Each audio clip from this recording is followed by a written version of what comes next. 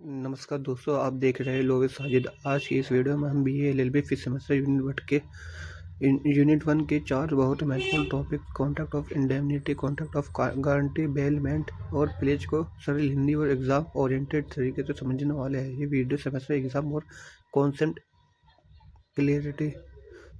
Clarity दोनों के लिए बहुत इम्पोर्टेंट है। चलिए लेक्चर शुरू करते हैं।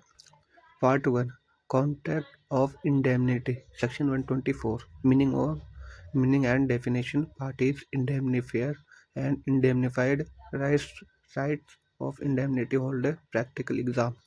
Part 2 Contract of Guarantee Section 126 Meaning and definition Parties creditor, principal, debtor, surety.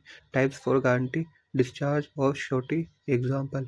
Part 3 Bailment Section 148 Definition and Essentials. Bailer and bailee duties and rights. Examples exam oriented.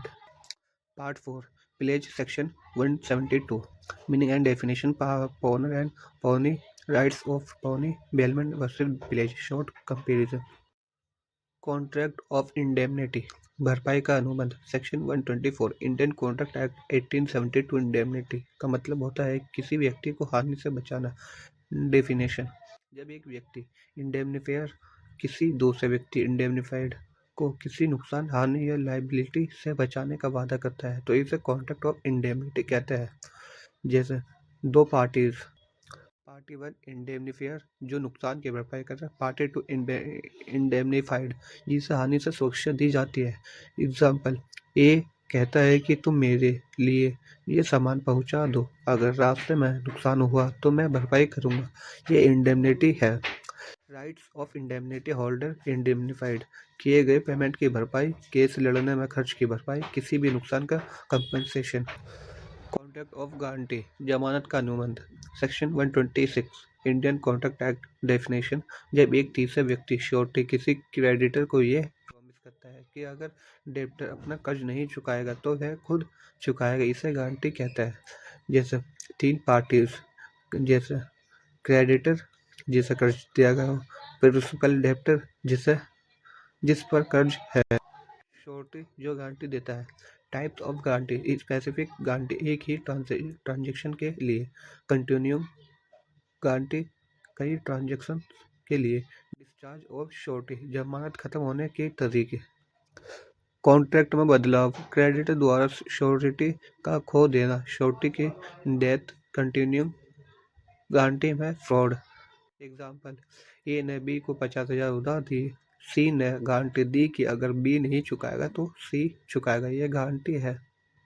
Bailment न्याय section 148 Indian contract act definition जब एक व्यक्ति baler अपना सामान किसी दूसरे व्यक्ति बेली को किसी उद्देश्य के लिए देता है और उद्देश्य पूरा होने पर सामान वापस लेना होता है, इसे बेलमेंट कहते हैं। जैसे टू पार्टीज, बेलर और बेली। बेलर सामान देने वाला, बेली सामान रखने वाला।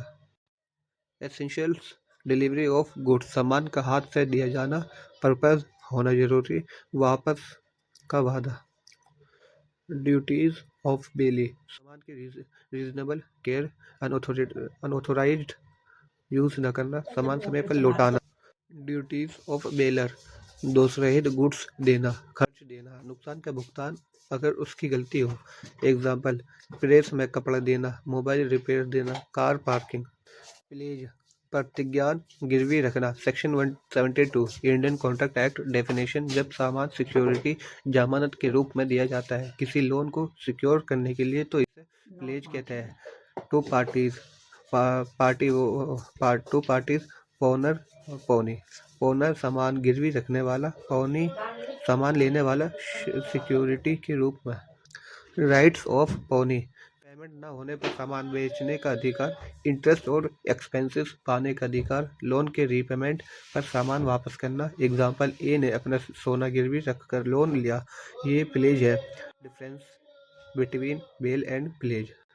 बेलमेंट प्लेज पर्पस सिर्फ उपयोग सुरक्षा, प्लेज पर्पस लोन की सिक्योरिटी।